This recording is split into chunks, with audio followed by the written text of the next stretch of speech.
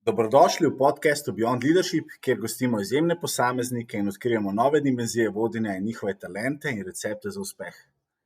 Z nami je danes res en izjemnih posameznikov in mislim, da smo vsi trije oziroma vsi štirje danes v našem studiu zelo vzhičeni, da ga imamo. Z nami je danes Gregor Sobočan. Zdravo. Živja. Živjo. Zdaj, preden začnemo, pa pokukamo v tvoje izjemne možgane, pa nam razkriješ recepte pa magične formule, bi te jaz rad predstavil še našim poslušalcem, da bodo res videli, koliko izjemen posameznik dejansko si. Pa ne bomo nič skromni, tako da danes te bom jaz kar predstavil, kako je. Zdaj, ti si v bistvu kondicijski trener druge stopnje in ne samo, da imaš žensko rokometno reprezentanco, hokejski klub Olimpija, imaš rokometni klub MRK Ljubljana, odbojkarsko društvo Krim, si tudi svetovni prvak v kettlebell liftingu, napisal si tudi knjigo, si tudi podjetnik, ker si dejansko ustanovitelj Kettlebell Športne zveze Slovenije in pa svojega centra.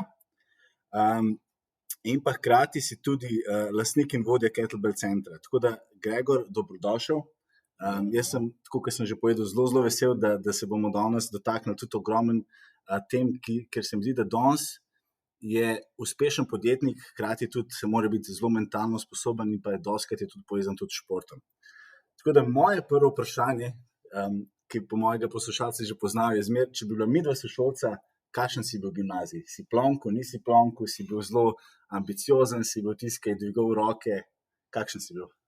Načeloma sem kar tak ambiciozen, ampak z mano je včasih težko shajati, ker vedno hočem te stvari do dna, ne. In mogoče je tudi to eden od razlogov, da mi je uspel na nekaterih področjih, kjer so me opozarjali ljudje, da mi ne bo ratalo.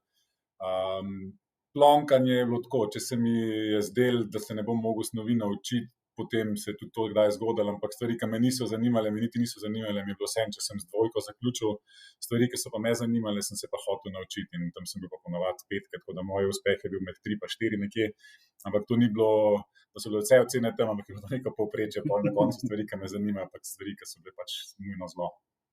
Top, ampak si pa bil en tistih, ki je dejansko izstopil, verjetno, že takrat.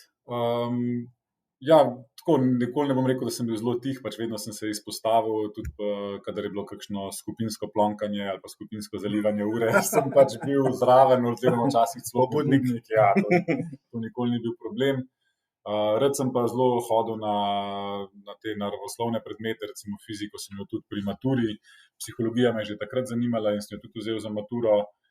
Telovadbe nisem nikoli hotel manjkati, tako da to mi je vedno bilo zelo všeč, malo manj rad sem se pa kakšne stvari na pamet učil, tako da to je bilo to neko, bil sem na športni gimnaziji, kar pomeni, da smo bili teh sami športniki, bolj kot ne smo bili soigralci ali pa nasprotniki iz različnih klubov, tako da je bilo to vedno bila tema rokomet oziroma kakšni športi in gimnazija je bila 100% najlepša obdobje mojega življenja, dokler so se mi otroci rodili, no, to je drugo. Tukaj se strinjam s tabo. Hvala. Gregor, jaz bi se pa dotaknila družine tvoje, torej družine Sobočan, družina svetovnih prvakov. O vas je bil posnet Polnočni klub in pri vas je šport v srcu družine in vseh članov. Vrednote, kot so odnos do dela, spoštovanje, delavnost, študioznost, so res osrednje jedro vaše družine. Naj osvetlim le nekaj dosežkov. Tvoj naziv svetovnega prvaka, rekord v džrku 2x32, 120 ponovitev, kar nanese 7 ton 680 kilogramov v 10 minutah. Sestrica Tajda, prav tako svetovna prvakinja z rezultatom clean and jerk 24-kilogramskim kettlebellom v kategoriji do 53 kg dekleta in sicer 105 ponovitev, kar nanese 2 toni 250 kilogramov. Tudi večkratna državna prvakinja v tekvandoju.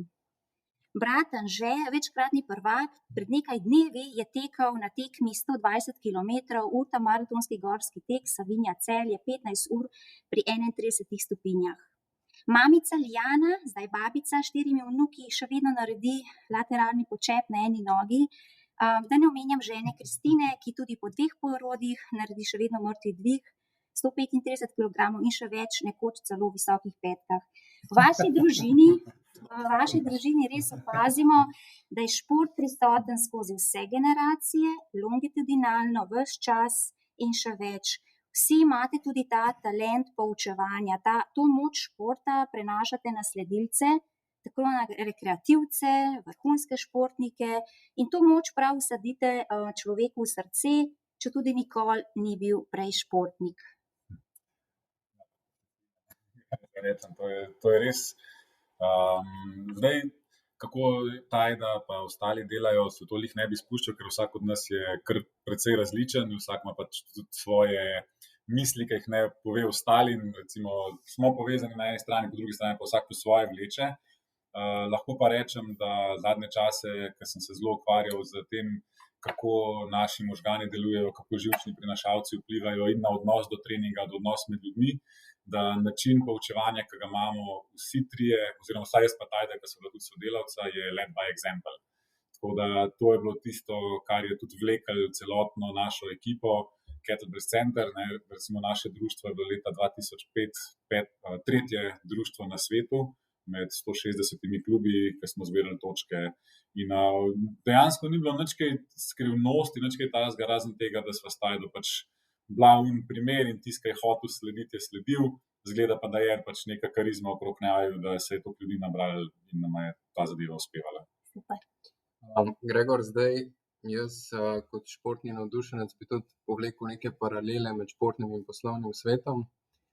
Vem, da se pri tebi znajde ogromno različnih športnikov, naprimer vratar Puškar v futsalu, ki ga v bistvu lahko nekako štejemo med polprofesionalce, pa vse v bistvu do vrhunskih rokometašov, kot naprimer Dragan Gajić, Jure Dolenec in ostali, pa seveda tudi rekreativci s takimi in drugačnimi zmožnostmi. Pa me zanima zdaj v bistvu, kako ti kot vodja nekako najdeš tisto, da uspeš iz vsakega posameznika iztisniti največ, se pravi, kaj je nekako tvoj ključ do uspeha? To je zelo zanimivo vprašanje in tudi, ker sem si ga za nazaj sam včasih postavil, jaz ne probam iz nobenega nič potegniti. No. Vse, kar jaz probam narediti, je ljudem pokazati, česa so zmožni.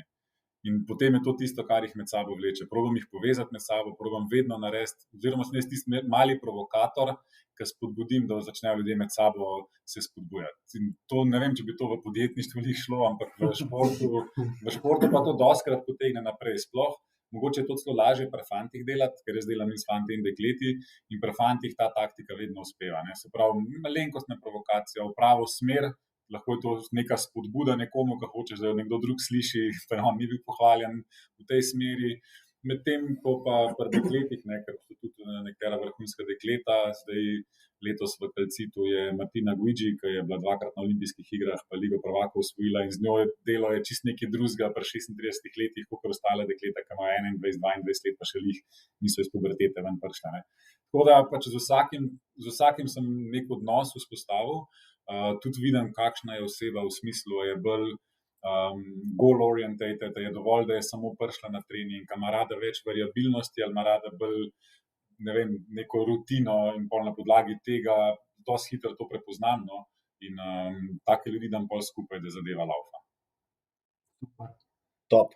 Zdaj, kakor je že Sandra prej omenila, vaša družina oziroma kot skupaj imate 70 medalj in 3 naslove svetovnega prvaka. Zdaj ti si podjetnik, mentor, vodja, svetovni športnik. Povej mi, imaš ti kakšno posebno rutino oziroma kako se tvoj dan začne? Jaz tako rekel, svetovni športnik, tako jaz sem tekmoval v kettlebell liftingu, ker svetovno ni najbolj priznan šport. Ne. V tem športu sem sicer prišel med elito, ampak ne bi rad, da kdo razume, da mene bi primerjal z Rogličem zdaj, ja. Z nekom, ki je res svetovni športnik. Tako da jaz v svojem športu sem uspel, ni bilo lahko, ampak je treba povedati, da to šport ni tak, da bi se kakorkoli upal sploh primerjati z res vrhunskimi športniki. No. To moram poudariti. Drugače pa rutina je tako, zdaj, ko ne tekmujem več, probam čim bolj zgodaj vstati, da lepo v miru, pa imam svojo rutino, vedno je mrzel tuš zjutraj, vsak dan. Daj recimo vstajam. V 5 vstajam. Dobro, kakšen vikend malo potegnem, ker se nabere vsega tega. Ja. Prav dolgo ne spim, no, ker tako moje telo se kar razbudi, in da lahko se grem budilko predstavljati, ampak jaz bom po koncu. Zato, ker tudi dosti zgodaj začnem že z ljudmi delati in hočem to rutino, preden se otroci zbudijo, opraviti. Se to je ponavadi kakšen zajtrk, pa ta hladen tuš, to je zdaj vsak dan je rutina že ratala enkrat na teden, ko mrzla kopel. Zajtrka ne smem spustiti, ker drugače sem nervozen. To je groza in zajtrk mora biti. Od tam naprej pa odvisno, malo kdaj začnem delati.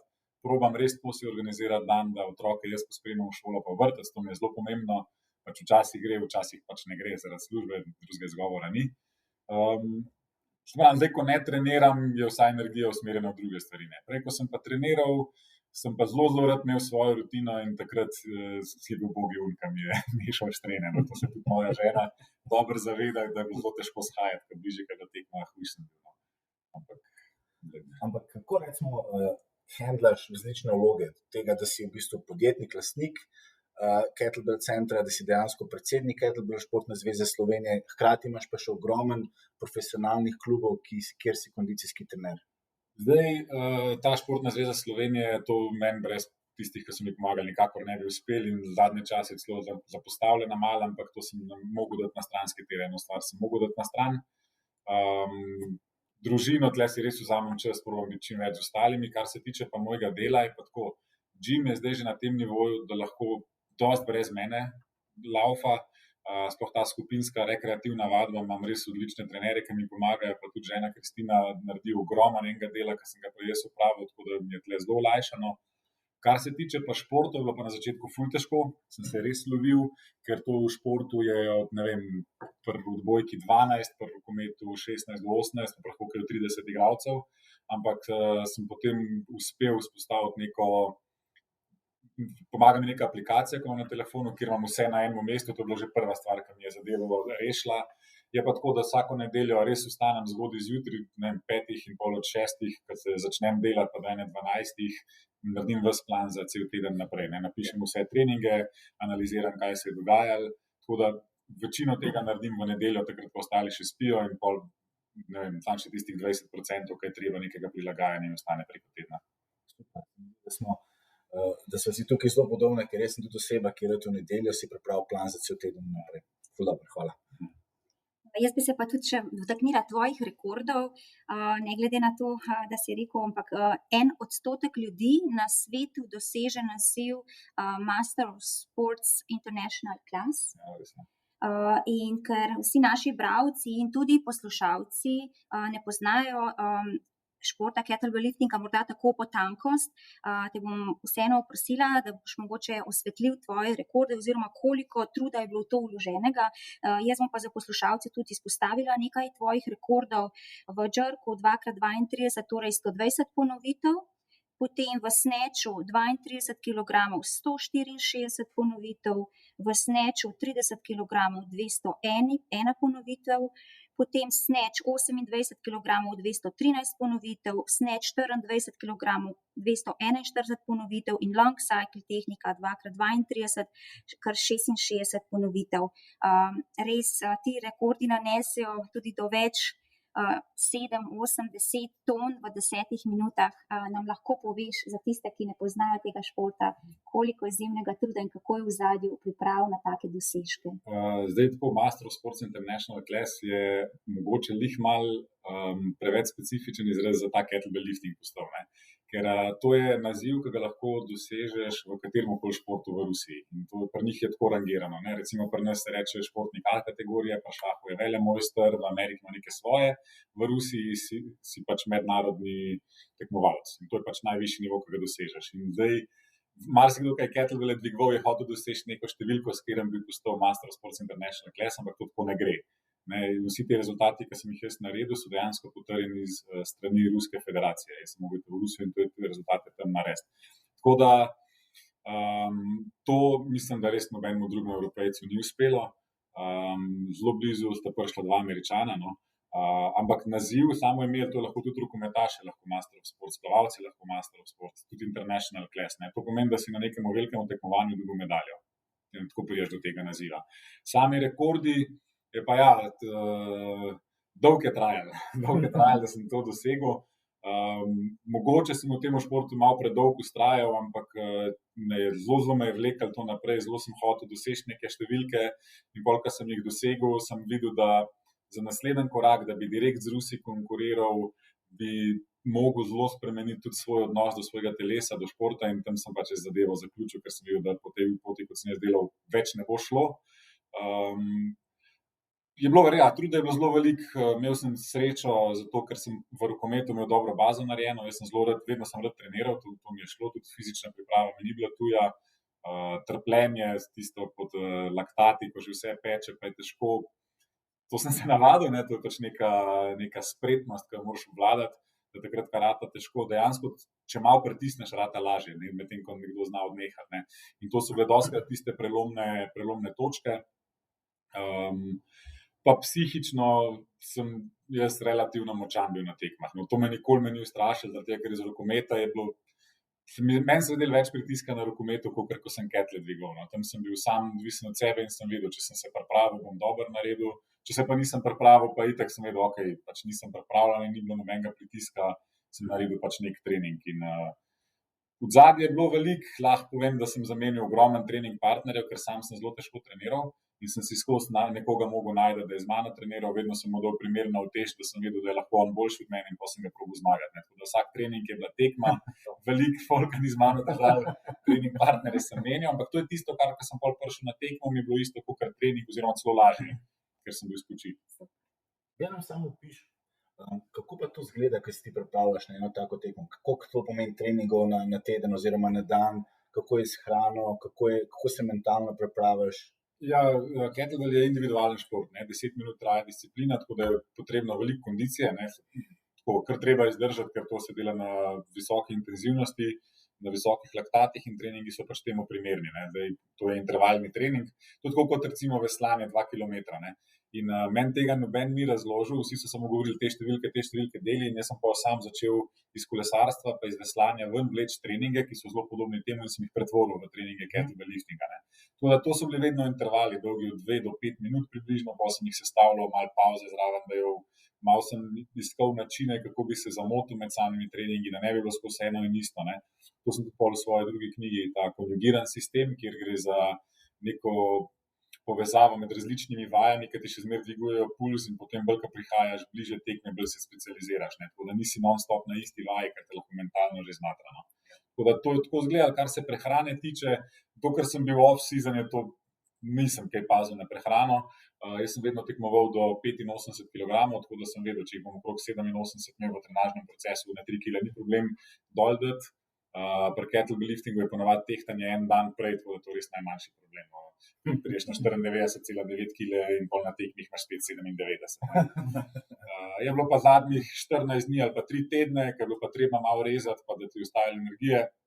Takrat sem imel pa bolj kot ne stehtane vse stvari, že tako v hrano, ki sem jo jedel, potem so pa tle še tisti dodatki, ki so pomembni, da ti lih malo pomagajo pri regeneraciji, se pravi, kakšne aminokisline, potem med treningom razni izotoniki, ker ogromen znoja gre, tako da to sem pač vedel, koliko tega lahko pa moram popiti, da bom lažje naredil trening, pa predvsem se regeneriral, se na koncu je regeneracija tista, ki določa količino treninga. Omenil si že sam prej, da v bistvu neko tekmovalko, ki ima 36 let, precej drugače trenirati kot nekoga, ki je na začetku kariere, ne. Ja. Meni osebno iz sveta nogometa je en zelo ljub citat, včasih si izgubil tekmo, pa si hotel razbiti garderobo, danes pa izgubijo, pa naredijo selfie. Ja, Gennaro ga to zna. In me zanima, kako ti nekako vidiš te razlike med generacijami, pa kako se v bistvu pol tudi kot vodja temu prilagodiš. S tem sem imel težavo na začetku, jaz sem oboleval, ker sem videl, naredijo slab trening, slabo tekmo in potem pogledaš telefon in je že selfie iz garderobe in to me je zelo motilo. Ampak prvo leto, ko sem bil v športu in tudi s trenerjem v odbojke, ki smo skupaj sodelovali, smo se ogromno s tem ukvarjali in je šlo samo na slabo. Izgubljala sva energijo, s temi stvarmi, ki praktično nimamo kaj vpliva. Tako da potem bolj, ko sva jim govorila, ne Instagram, ne to, ne uno, ne tretje, so samo to slišale.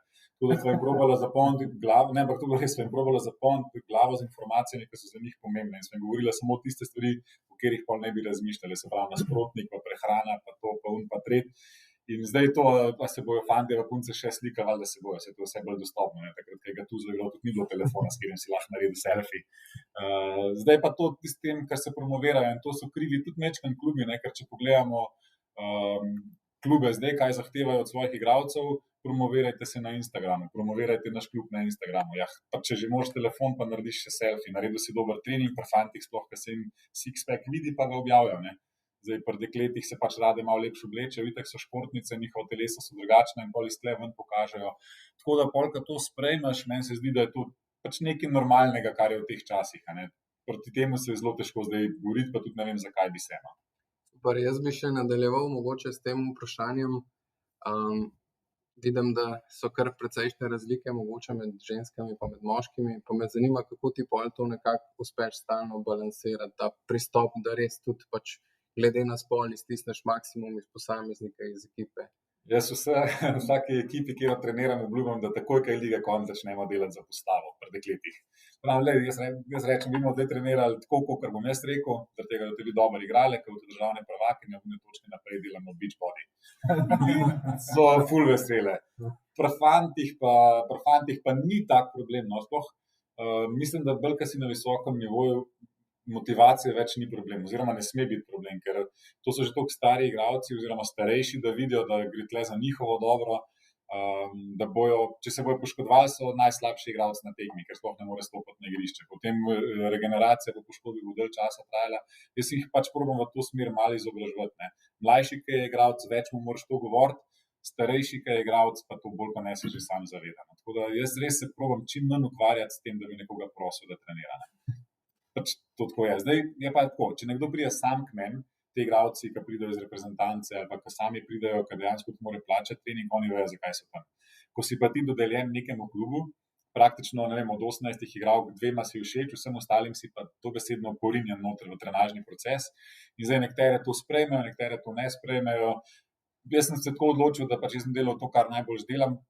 Pogovorim se tudi z vsako, kaj paše, probam večkrat prilagoditi, ampak ne odstopam preveč od svojega in vsak igralki rečem, če ji kaj ne paše, tudi lahko si svojega trenerja, lahko gre drugam trenirati. Tako da bi se res ukvarjal s tistimi, ki jih moti, bi izgubljal ogromno energije na način, česar sploh ne bi mogel popraviti. Dajmo se še malo navezati. Ti imaš ogromen nekih mladih talentov, pa tudi starejših talentov okoli sebe, ogromen si jim že pomagal do uspeha. A znaš ti prepoznati, kaj so recimo dobre lastnosti v nekem mlademu talentu, da bodo uspel? A znaš v bistvu kar videti a je to neka vztrajnost, a je to magična formula? A znaš, imaš že to izkušnjo žilco, da rečeš, tega pa vem, da bo uspel, ker se mu že vidi, ima to iskrco v očeh. Tu bi ful rad rekel, da ja, ne morem, zaradi tega, ker je toliko veliko faktorjev tega pomembnih. Prvo mora biti talent, se pravi, mora biti skoordiniran. Tle zelo težko ene stvari, kot trener narediš malo, že kako je prišel izobražen, kako se do svojega telesa obnašal, je veliko plezov, ali ne, če samo v neko specializacijo šel, pol ne veš čisto točno, je že zaradi tega specializacije mogoče izstopa, pa ga bojo pol ostali ujeli ali ne.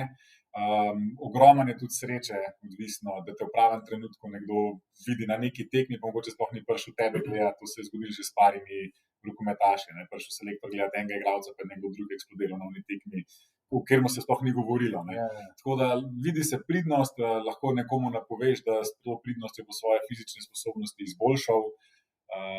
Zelo težko je, pa tudi ne fair je reči, ta bo pa uspel, ker s tem mogoče daš pritisk na njega, pa nekomu drugemu malo motivacijo vzameš. In probam, se mi ne ratuje vedno, ampak probam biti čim bolj nevtralen do vseh, ki pa meni trenirajo. Jaz bi se pa rada dotaknila še drugega tvojega talenta, to je talent pisanja. Oktobra 2015 je šla tvoja prva mednarodna monografija v angleškem jeziku Essential of Girevoy Sport Training. To je prva monografija o Girevoy športu v mednarodnem okolju.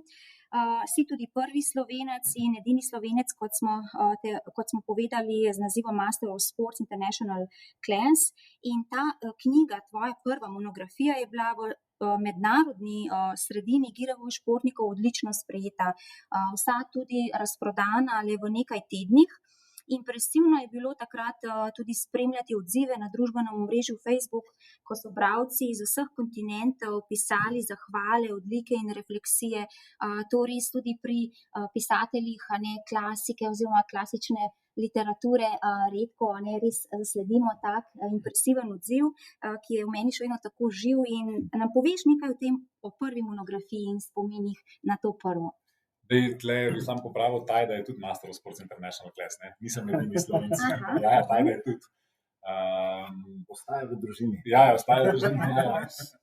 Knjiga je pa tako nastala. No, jaz sem jaz sem svojo organizacijo, ta EGSA, se pravi, najprej se je imenovala European, ampak pa so hoteli tudi iz drugih kontinentov, tako da sem jo v Elite Girjevoj Sport Association preimenoval.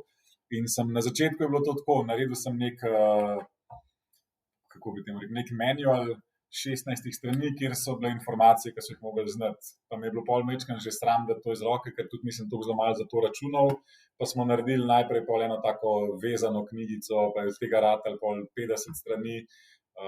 Potem sem se odločil, pa če že dolgo tega materiala, pa ogromno enih člankov napisanih, če bi to v neko smiselno celoto povezal, in je pol iz tega ven kar naenkrat začela nek sistem treninga, vse, kar sem jaz delal, in je potem nastala taka monografija.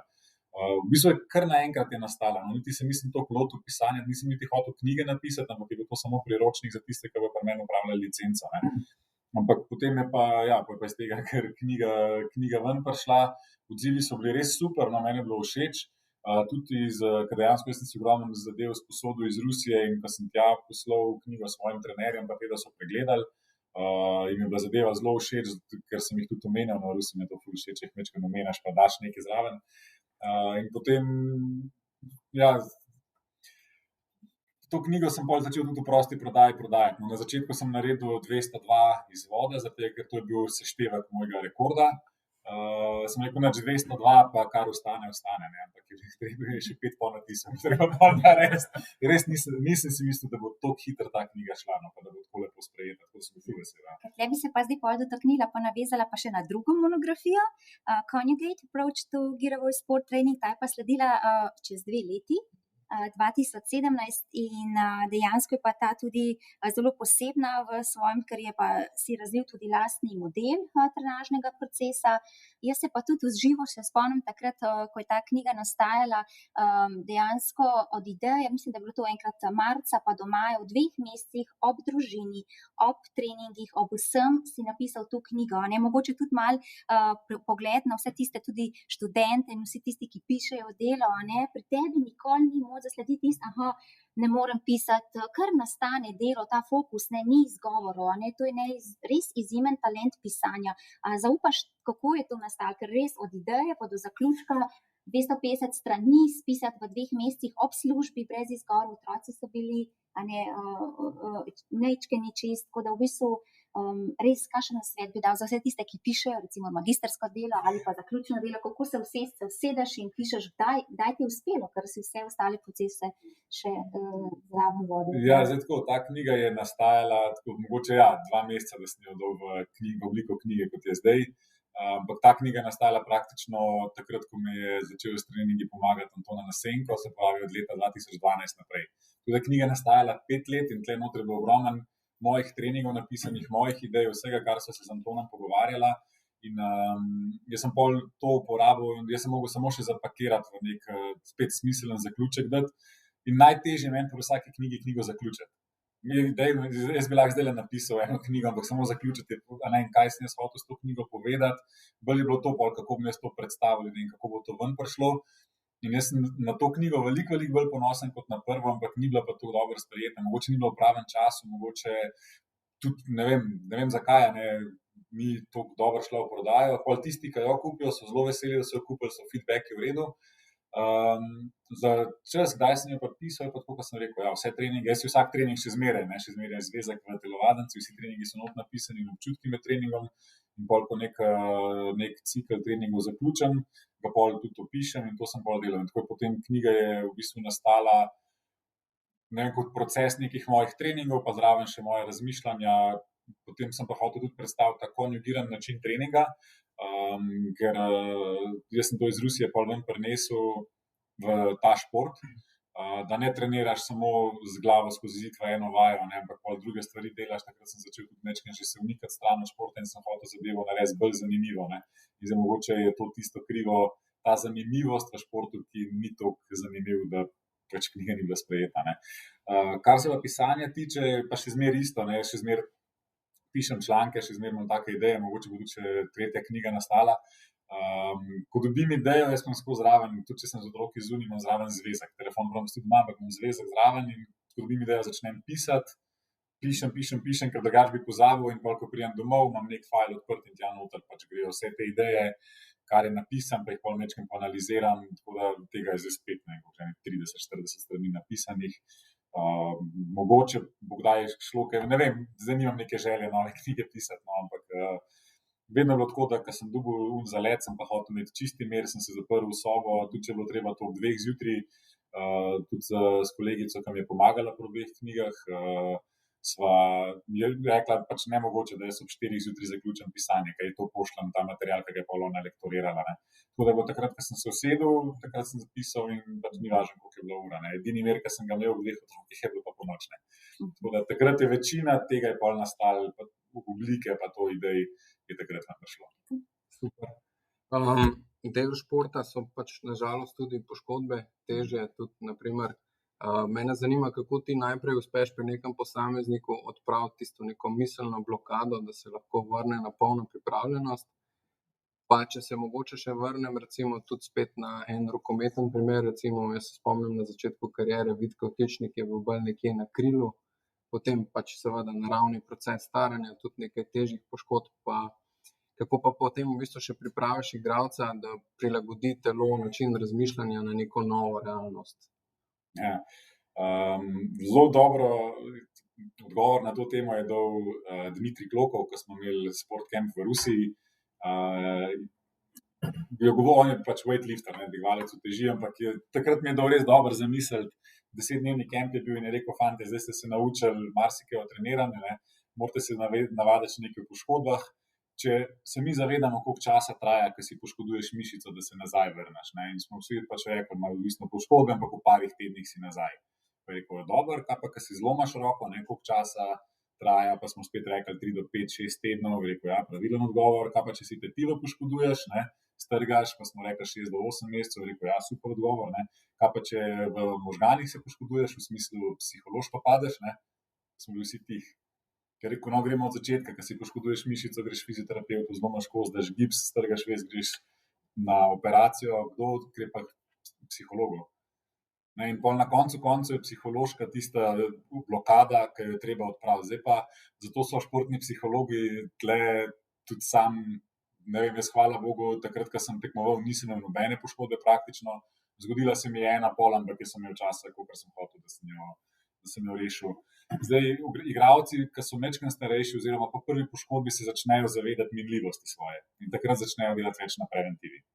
Pač probajo več narediti, da bi čim bolj zmanjšali možnost poškodbe, zaradi tega, ker praktično preprečati jo nemogoče, ne? Tudi če si ne vem koliko fizično dobro pripravljen, lahko pride do mehanske poškodbe, nekdo ti pade na nogo in ti si treniral kot konj, pa se je to zgodilo, ne? Lahko je, ne vem, pri dekletih so ful pripravljene en dan pred menstruacijo, ko se je skupaj bolj rahlo, čuden pristane, pa gre križna vez. To je pa problem pri prehajanju nazaj, kdaj bo ta blokada šla. Zdaj, takrat je treba res, ko vsi zdravniki damo, pa fizioterapeuti, vsi damo zeleno luč, pa kar pri meni, kaj pokažemo ali pa mu pokažemo rezultate, zdaj si na takem fizičnem stanju, kakor si bil pred poškodbo, vrnem se na igrišče in takrat ga je treba počasi začeti vključevati v igro čim več in spodbujati k igri. Tako da, če bi pa tle obstajal nek recept, bi bilo pa kar $1 milijon. Dajmo se še malo dotakniti tvojega vodenja v smislu, kaj je te pomembno, ko sestavljaš ekipo, pa se deva zdaj dotakniti tvojih 3 recimo različnih vlog. Eno je kot lastnik in vodja Kettlebell centra, ko si sestavljal ekipo, da ti bo pomagala voditi, potem druga je, ko si ustanovil in postal predsednik Kettlebell zveze Slovenije, hkrati pa potem pri različnih klubih, kjer si kondicijski trener, pa verjetno tudi s trenerjem potem sestavljata prvo peterko oziroma prvo sedmerko. Kaj je tebi recimo pomemben, ko sestavljaš ekipo? Vem, da je to tako, da se kar razgovori. Ja,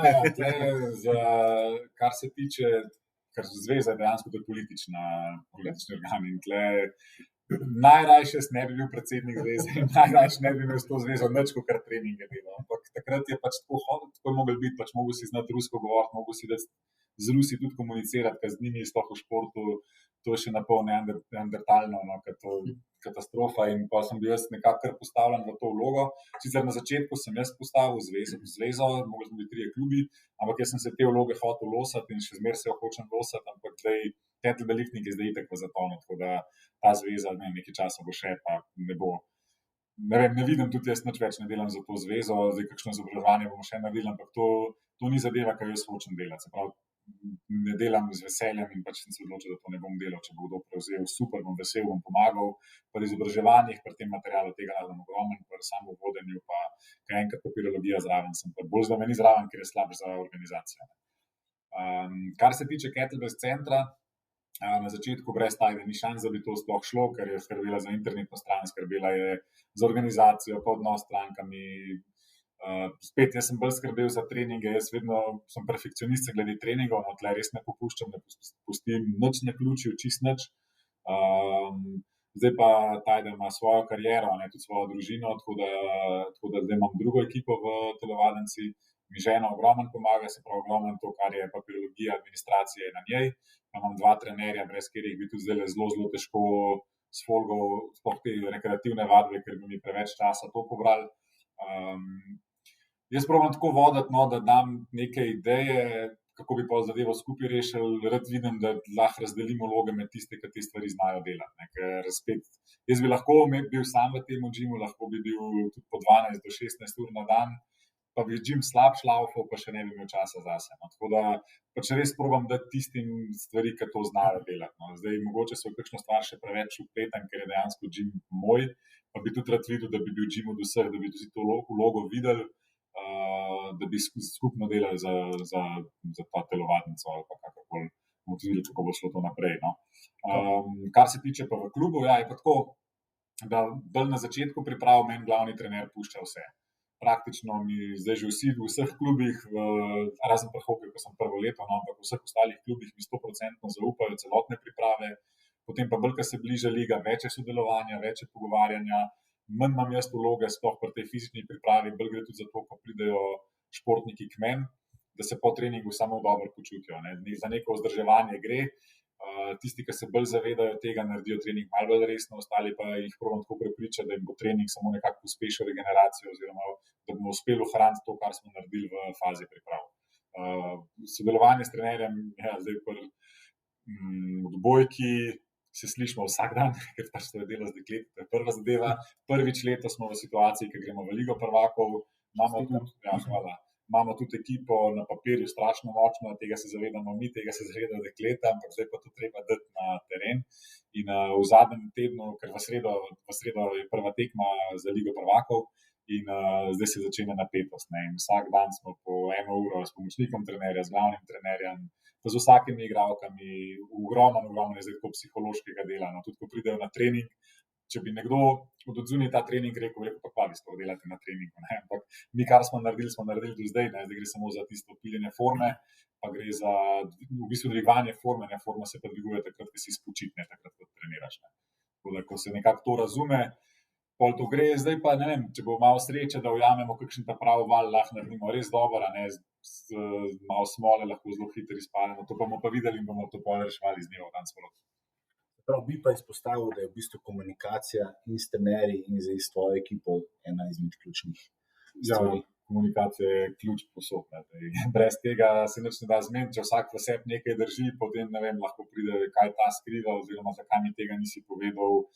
Tega mi nismo vedeli. Na koncu pridemo lahko do nekega konflikta samo zaradi tega, ker si nismo ene stvari povedali. Zdaj smo tudi dalj časa, ko sem z neko ekipo ali pa tako, bolj ugotavljamo, da prej, ko se stvari razčistijo, lažje tudi jaz prilagodim zadevo, sploh recimo v rokometni reprezentanci, ko se vidimo enkrat na 3 mesece, skupaj smo največ 2 tedna, dobro, bilo je izjemno svetovno prvenstvo na Japonskem, ampak ker nimam stalnega stika z dekleti in tam pol, mogoče si tudi kakšne stvari ne povemo, je pa slaba volja, zakaj smo to delali, jaz pa nisem vedel, da jim zadeva ni všeč. Medtem, kad dalj časa, ko z nekom si, je potem čisto lahko delati, sploh če je iskreno odnosno. Jaz bi se pa dotaknila še tudi študija. Ti si študiral na Omsk University, to se pravi, me zanima, če lahko poveš nekaj več o tej izkušnji in kaj ti dala Rusija, ta ruski šport, ruski akademiki, kakšna je ta izkušnja? Ta moj Omsk University, jaz bi zelo rad, da bi tam vsa 4 leta preživel, ampak to je bilo silom prilike narejeno, ker jaz sem na vsak način hotel biti del te ruske kulture in del njihovega sistema in oni te ne sprejmejo noter, če pač nimaš nekaterih stvari upravljenih. Ne. In ruska univerza, čisto iskreno povedano, je približno na toliko visokem nivoju, kot športna gimnazija Šiška, mogoče malo več bo treba znati. Tako da jaz sem tam vse izpite lahko naredil online, ogromno tega je bilo tako narejeno, jaz sem bil tam vsega skupaj 14 dni, ni bil to zdaj nek študij ali pa Erasmus ali pa nekaj takega. So bila predavanja vsak dan po 10 ur, pa fizično, se pravi, takrat, ko sem bil tam, je bilo to zelo naporno, mogel sem opraviti te njihove diferencialne izpite, da sem pol dobil tudi tisto diplomo uradno iz njihovega, praktično tako kot vsi njihovi študenti, ki zaključijo ta faks, ampak jaz to probam ne toliko izpostavljati, zaradi tega, ker vem, da tle ni bilo vse po regalcih. Jaz sem tudi prišel zraven tako mimo vrste, zaradi Antona Nasenka, ki je blazno vpliven v Omsku in je marsikaj izrihtal. Bilo pa je, ja, vse mogel sem narediti, ne vem, koliko je bilo teh izpitov. Vsi te izpiti, ki so v smislu telesne sestave, biomehanike in vsega tega, in pol specializacija je bil pa kettlebell lifting. No, kot profesionalni športnik si igral v odbojko, rokomet, katerega praviš, da ti je dal disciplino, močno športno podlago. Nato si pa leta 2004 odšel v ZDA. In potem prinesel po teh letih idejo kettlebell športa v Slovenijo. Nato pa dejansko popeljal, kot smo že v začetku pomenili, reprezentanco vse do prve, tretje oziroma ekipe na svetu, med več kot 160 ekip. Ta pot, zdaj refleksija Rusija, pa potem Amerika, sam večkrat daješ to primerjavo. Kako sta ta dva svetova na to vplivala? Zdaj je bilo zelo hecno, da se vrnemo, kakšen sem bil kot srednješolec. To moram še zmeraj vsakič, v vsakem intervjuju to omenjam, da sem upravičen knjižničarki v gimnaziji Šiška, ker nisem nobene knjige po moje vrnil. Ampak vse knjige, ki so bile na temo športnega treniranja, sem si pa takrat sposoben, že takrat sem vedel, da bom pač jaz trener. In to je bila moja želja in to sem vedel, da to bo. Jaz sem hotel rokomet boljši igrati, zato sem iskal knjige, ker pač v rokometu to je bil tak vse je popularen šport, samo ni pa toliko zelo, da bi bilo ogromno raziskav in sem iskal knjige o atletiki, košarki, odbojki, iskal komponente, povezoval, kaj ima to skupnega z rokometom, si pisal treninge, ogromno sem sam sestavljal. Tako da že tam sem videl, da je to, kar hočem delati, videl sem, da imam žilico za iskanje nekih informacij, pa potem tudi analizo teh informacij, pa sprocesirati sem jih znal. V rokometu sem bil tako srednje dober igralec naše lige. Vedel sem, da pač nekega pravega talenta za uspeh ni, zato sem probal s fizičnimi predispozicijami oziroma natreniranostjo, predispozicijami to nadoknaditi. In potem sem videl, da če bom delal to, kar delajo vsi, ne bom nikoli boljši od ostalih. In sem začel malo brskati po ruski literaturi in takrat sem naletel na kettlebelle, tudi 2 kettlebelle sem si pol naročil domov. Začel sem trenirati, sem videl, da to je pač en korak naprej, da se da s tem še napredovati v fizični pripravi, tako da sem si lahko rokometno kariero še malo podaljšal. Potem, ko sem šel na Slovana, smo imeli enega kondicijskega trenerja, Mateja Fabčiča, ki je res tudi on v meni videl nek talent za trenerja, je rekel, pojdi narediti licenco, čim prej se vrši v to, in takrat sem res sred sezone, me je potem selektor Boris Denič me je pustil upraviti licenco, celo ligo smo pristavili, zaradi tega, da sem jaz tam v Ameriki lahko bil. In mi je pol tudi vrgel v to kondicijsko treniranje, da sem jaz pomagal pri sestavi. Moram reči, da sem imel zelo velikrat ogromen sreča. Enkrat sem se v enem lokalu učil, mogel bi biti na faksu fizike in matematike, pa itak me tisti ni zanimalo in sem se šel v lokalu sest, pa sem bral literaturo, ki sem dobil v Ameriki. Je prišel mim trener nogometnega kluba Svoboda, pa je rekel, pa imaš to, bi bil ti naš kondicijski, in sem kar padel noter v kondicijsko treniranje Svobode. In potem v Svobodi je en fant zelo dobro poslovno žilico in pa smo skupaj ustanovili nek fitness, tako res dober center, ampak jaz sem takrat hotel še mečkam bolj na svoje, kettlebell lifting plates, tako da rokomet sem pustil, zaljubil sem se v ta šport. In vse, kar sem delal, je bilo, v bistvu jaz sem se pripravljal teren, da sem lahko čim bolj treniral, ljudem je bilo pa všeč, kaj jaz delam. V bistvu nisem niti neke reklame delal, samo pač dvigal sem te ketle, folk je pa sledil. Tako je to bilo. Jaz imam eno zelo enostavno vprašanje, sicer kako pomembno se ti pa zdi, da se ljudje učimo iz lastnih napak, verjetno pač tudi na neki taki inovativni poti postavljanja novega športa, zveze, sigurno kakšna napakica bila. Ja, mislim, napak je bilo ogromno. Meni se samo zdi pomembno, da jih ne ponavljaš. Ja, če ponavljaš kakšno napako, se nisi nič naučil. Če pa narediš napako, pa si iz tega ven potegnil, pa ja, zdaj, če greš gledati svoje napake, lahko še eno knjigo hitro spišem. Bom že našel čas. To je. Jaz se še malo dotakniti tega našega zanimivega obdobja, ki je prišel z mesecem marcem, se pravi pandemije. Kako je pa to vplivalo na te kondicijske priprave raznih ekip, na tvojo vlogo, ena na ena, tudi kaj imaš z ogromnimi športniki? Ful je bilo težko, ker nismo vedeli, koliko časa bo trajalo. In to bil najhujši del, najtežje je bilo to, ker res nismo vedeli, da se bo liga sploh še nadaljevala, potem bomo lige zaključili, se bo odigrala prvenstva, bojo olimpijske igre, nič se ni vedeli in tle je bilo zelo, zelo težko. No. Potem pa, ko je začelo vse skupaj malo popuščati, jaz imam tvoj gym registriran kot šport, ne kot fitness center, tako da sem lahko malenkost prej začel delati tudi ostalih z športniki, z rekreativci, ne. In z vsemi športniki je bilo pol isto vprašanje vedno, koliko časa bo to trajalo. In zdaj, bomo mogli se vrniti hitro na igrišče, ali lahko naredimo dejansko prav bazične priprave. Ne? In pol, ko je bilo pa jasno, da športa več v smislu igranja ne bo, lige je konc, da bo treba za nekaj trenirati, smo pa naredili res tak dober plan z vsemi športniki, smo se skupaj zmenili, kar zmešal sem skupaj odbojkaše, rokometaše, vse sem dal na kup in smo delali neko tako bazo, znotraj treningov smo delali razne tekemce, bila so ta primerjanja, tako da smo vsaj iz psihološkega vidika so oni radi prihajali na treninge. To je bilo najbolj pomembno. No? Dotaknila bi se še enega tvojega talenta, poleg pisanja pa tudi predavanj. Vsa leta redno predavaš, si vabljen predavatelj na mednarodnih in domačih kongresih in pa tudi domačih tujih univerzah. Lahko izpostavim samo pred leti si bil vabljen predavatelj na vodilnem svetovnem kongresu v Dubaju, tam dobil tudi ponudbo, da bi z družino ostali, vendar ti ostajaš zvest Sloveniji. Tudi Kettlebell Center je skozi vso to zgodovino razvoja športa postal in je še vedno zibka kettlebell liftinga športa v Sloveniji. Ni skrivnost, da so na zidovih telovadnice podpisi uglednih svetovnih prvakov, ki si jih povabil v Slovenijo, Ivana Denisova, Ksenije Dedukine, Mihaela Kuklijeva. Kot zanimivost, to so vse tvoji osebni prijatelji. Mihael dvigne, če imam prav spomin pa podatek, je njegov mrtvi dvig 417,5 kg. Res se družiš in izmenjuješ znanje z izjemnimi kolegi, športniki v svetovnem rangu. In zaslediti je, da vedno tudi svojim sledilcem vedno želiš ponuditi čim boljšo učno izkušnjo, res kakovost v vseh procesih. Kako zdaj še danes, recimo, bom rekla, gledaš na vse te trenutke? Prvič, ko sem povabil enega Rusa k sebi, to je bil Antona Nasenko, s katerim sva pol postala res izjemna prijatelja, jaz sem bil tudi pri njemu, 2-krat sem mu vrnil obisk. Nisem čisto vedel, kaj se bo točno zgodilo. Jaz sem vedel, da je Rus bo prišel, nisem vedel, kakšna oseba je, v Rusih smo slišali take pa drugačne stvari, jaz sem ga šel z avtom iskat v Trst, v Italijo.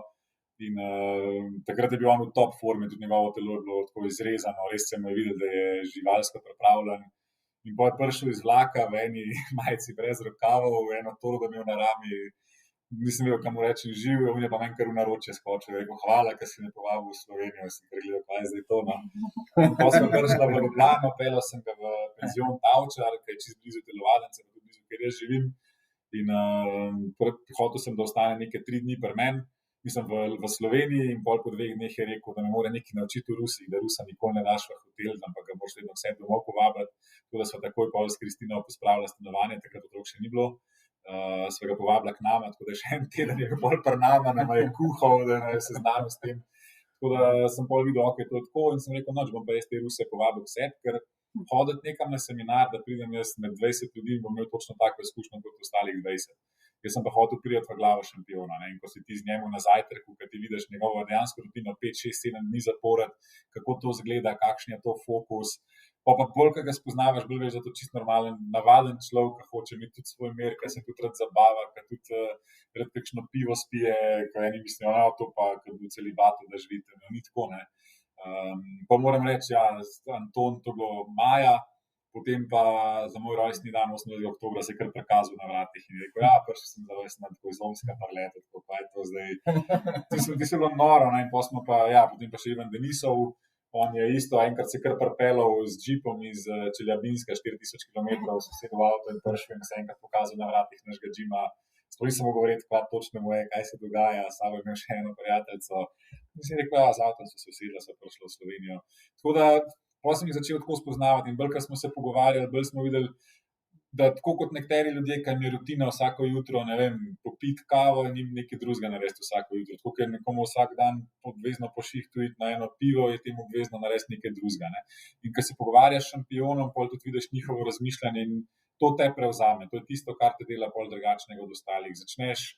Začneš razmišljati kot šampion in pol, če to začneš razmišljati kot šampion, pol hitro lahko tudi postaneš. Ne. Jaz bi nadaljeval mogoče tisto vprašanje od Marka, kako sestavljaš ekipo, pa mi je mogoče spet $1 million question, ki bi ga spet nekako povezal tudi med športom in poslovnim svetom, se pravi neko razmerje med tem, recimo fantazisti, igralci navdiha oziroma inovatorji v podjetjih, pa na drugi strani med garači, se pravi navadnimi delavci. Kaj je tista spet formula? Ja, to je najbolj mešer zadeva. V svetu športa, ponovadi, ki zgleda, da se jim najmanj da trenirati, so najboljši. Imajo največji talent in večina se tega zaveda in pol vidi, da z manj dela lahko dosega boljše rezultate, da bodo tudi njih trenerji prosili, naj trenirajo, medtem ko nekdo drug bo pa parket grizel, da bi si zaslužil njih 5 minut na terenu. Pač v športu to vem, v biznisu pojma nimam, ker res za biznis res nisem tako zelo, se pravi, znam voditi z tem, kar jaz delam. Zdaj, če delam prav super, v biznisu se to še ni tako izkazalo, v športu se je. Vedno mislim, da se je treba izobraževati, da je treba vsako stvar podvomiti, da je treba vsako stvar tudi sprobati, da je probati s čim manj škode, da ostalim, če se narediš mečken škode, ok, da če si se iz tega nekaj navadil, super, če je ratali iz prve še toliko boljš. Probam pa, da čim manj ljudem vsaj namerno škodiš, takrat, ko neko novo stvar probavaš. No. Oziroma, ne vem, jaz mislim, da in v športu in v biznisu je potrebno biti egoist, da je treba pogledati, ne vem, sploh v takih individualnih stvarih za svojo rit najprej, je pa treba znati tudi upoštevati mnenja drugih, vsaj premleti jih je treba. Jaz sem vedno tako rekel, če ima nekdo argumente, ki bodo spodbili moje argumente, da so njegovi boljši, bom premlel in bom seveda spremenil svoje mnenje. Ne. Ampak dokler bo pa nekdo sam prišel pa rekel, da delam nekaj narobe brez argumentov, oziroma da mi bo predstavil neke svoje rezultate, pa ga sploh ne bom resno. Mogoče napaka, ampak tak pač sem. No.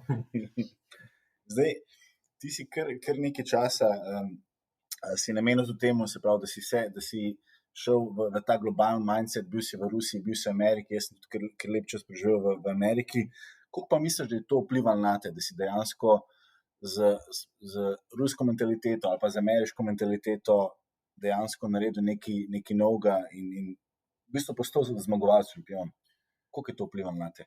Jaz sem začel, tako kot vsi, ameriško gradivo brati, ker je bilo edino gradivo dostopno, pa še rusko je v cirilici napisano, nisem ga dosti razumel, ampak takrat, ko je Anton drugič prišel do mene, je v cirilici prinesel ogromno nekih knjig, tudi knjiga 700 strani majhnega tiska v cirilici, kako postati olimpijski prvak. Ne. In iz te knjige sem se jaz navadil blazno veliko. Predvsem pa to, da material, ki sem ga dobil iz Amerike, jaz sem ogromno nekih licenc naredil, pa jih sploh ne omenjam. Je bilo vedno tako, knjiga je imela 400 strani, od tega je bilo 200 strani marketinga. Nekaj je bilo o treniranju, nekaj je bilo o anatomiji, zelo tako na hitrco, par teh sistemov, ki jih že vrabčki čivkajo, vsi to znajo, ali pa tudi, če ne znajo, ampak ki si znal pa marketing, si se pa znal dobro prodati. Mogoče bi jaz mogel tudi marketinški del bolj prebrati, zdaj sem si ga malo mislil, ampak mene je vedno zanimal pa tisti core treniranja. Jaz sem knjigo kupil zaradi tega, ker me je trening zanimal, ne marketing. In je bilo vedno tako, če bom jaz dobro treniral, če bom imel dobre rezultate, če bo imela moja stranka dobre rezultate, bo itak beseda dala besedo. In tudi ves ta moj način, tudi način, kako laufa, je bolj kot ne od ust do ust. In pri meni je tako, da ni zelo veliko ljudi, so pa stranke, ki ostajajo tudi po 10 let. In tukaj mislim, da je to zelo velik uspeh, sploh v tej industriji, da toliko časa nekdo vztraja. Se mi zdi pa, da je lih to, ker jaz probam tudi ljudi med sabo povezati, pa upam, da so ljudje tudi prepoznali, da tukaj ni cilj, da meni ljudje čim večkrat trenirajo, pa da tam puščajo čim več svoje gotovine, ampak da se naučijo trenirati, pač imajo možnost, imajo prostor, kjer lahko te treninge izvajajo, imajo pač treninge tam napisane.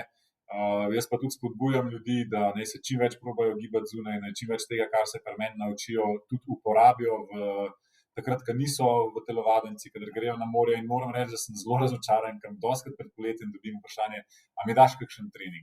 Mater, 10 let si tle me vprašajo za kakšen trening za na morje. Medtem ko imamo treninge v telovadnici, včasih samo s telesno težo, včasih samo tako. In jaz res rad kakor izobrazil ljudi, da oni znajo svoje telo delati z njim, da ga uporabljajo kot orodje in da vejo, da je to edina stvar, ki jo imajo, edino telo in da popravnega izpita praktično ni. Jaz bi se tudi navezala, pa zdaj še malo na to mojo učno snov vodenja in tudi za vse mlade vodje, ki poslušajo, tudi vse uspešne vodje. Večkrat dam tudi ta primer v razredu med študenti, zakaj si odličen vodja in podam prav ta primer, ki ga bom tu ponovila.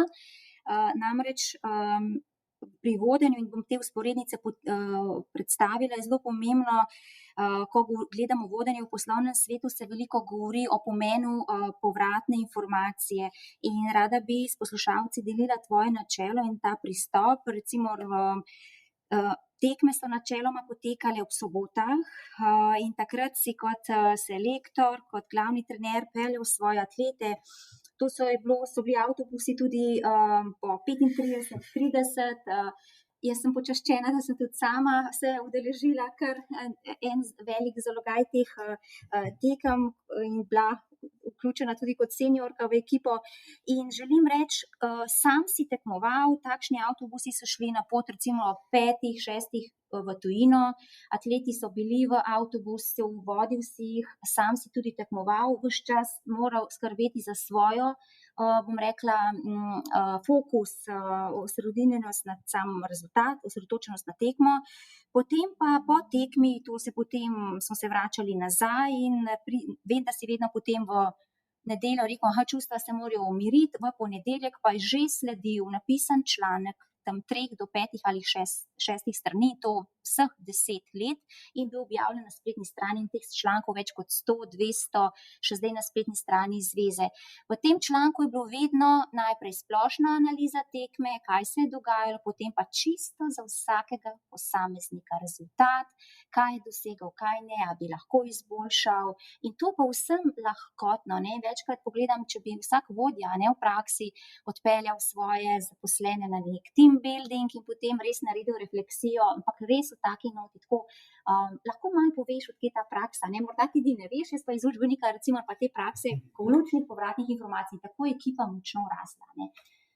Ja, to je bilo... In tudi to prakso, se opravičujem, ker zmotim, tudi to nadaljuje tudi Tajda pri tekvandoistih, po vsaki tekmi napiše to refleksijo, čisto za vsakega atleta, tekmovalca, tekvandoista, tudi starši lahko preberejo in tako se tim hermenevtično razvija naprej.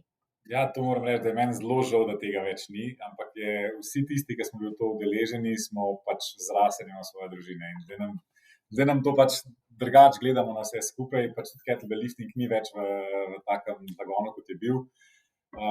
Jaz sem res na tekme gledal kakor na neko nagrado. To mi je bilo res neka nagrada za vse. Jaz sem bil hvaležen organizatorju, vedno ko je naredil tekmo, ker vem, koliko je dela s tem, ker tudi jaz, ko sem organiziral tekme, tudi naša telovadnica v petek zvečer je še trenirala 15-16 ljudi na vsaki vadbi, pa smo mogli pa vse pospraviti, pa pripraviti, pa tle bilo prijave za tekmo, pa pokale organizirati, vrstni red narediti, pa tisto tehtanje. Tako da vsakemu organizatorju sem vedno bil in sem mu še vedno hvaležen, da je sploh organiziral tekmo, da so lahko ljudje, ki praktično nikoli prej niso bili v športu, bilo jih enih par, ampak so čisto rekreativno tudi imeli možnost občutiti, kako je biti športnik. Tudi ni važno, sploh nivo tekme, zato ker eni so rekli, da bi radi šli na svetovno prvenstvo, ampak svetovno prvenstvo za me ni bila tako dobra izkušnja, ker s temi Rusi sodelovati je katastrofa. Niso znali skrbeti za svoje, za tiste ljudi, ki tam bila prijavnina 100 evrov in ti si 100 evrov prinesel tja, delali so pa s tabo, zadnja rupa nasviralo. No, čisto je bilo, nisi bil pomemben, nisi točno vedel, kam iti. Medtem ko mi, ki smo mali klubi, ki smo se zmenili, da prijavnine bilo tam 10 evrov, tako da si tiste stroške pokrijemo, pa tudi če si jih nismo, niti ni bilo to pomembno, da smo prišli tja in da smo vsem ostalim dali tisto možnost, da so se počutili res biti tudi zmagovalci na koncu, da tisti, ki so naredili dober rezultat, so dobili medaljo, so dobili diplome, sploh te treba izpostaviti ekipo Bjelovarja, pri njih je bilo, meni so res najlepše tekme, in je to malo mesto na Hrvaškem, nič kaj tazga ni za videti, ampak tam sem se vedno počutil pa res kot svetovni prvak. Zdaj, jaz da sem tekmoval, jaz sem pa s tem vrnil organizatorju, da sem jaz stopil na platformo, ker jaz sem tam vedel, jaz z lahkoto tam zmagujem, to mi res ni bilo pomembno. Tudi vedel sem, da če imam celoten ta proces organizacije, pa da bom šel na tekmo, pa da se boste vi dobro počutili, pa jaz nisem mogel lih na polno tekmovati. Jaz, če sem šel na svetovno prvenstvo, pa okoli mene nobenega, na takih tekmah se tudi nisem nekaj ogreval, sem tako prišel, probal sem ostale mečkam sprostiti, vedel sem, s kom moram tako mečkam šale zbijati, da se je boljš počutil, na koga moram mečkam tako pritisniti in meni ste pa atleti, ste mi vračali res z izjemnimi rezultati. Jaz sem bil včasih noro presenečen, mislim, česa ste pa vi sposobni.